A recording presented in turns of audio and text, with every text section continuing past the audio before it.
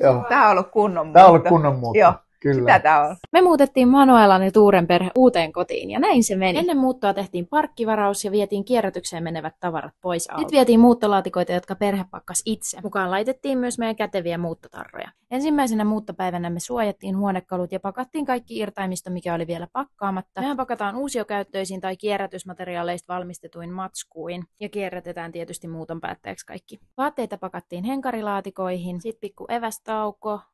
Ja sitten vietiin yksi kaappi vielä huutokauppaan. Haettiin myös Manuelan atelielta uuteen kotiin kamaa.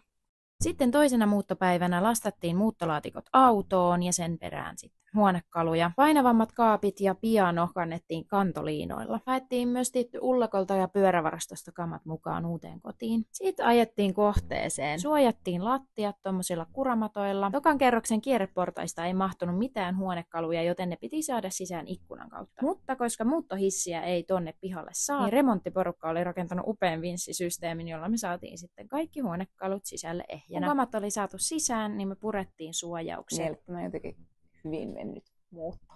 On mennyt kyllä tosi hyvin. Muutetaan ja muutetaan kun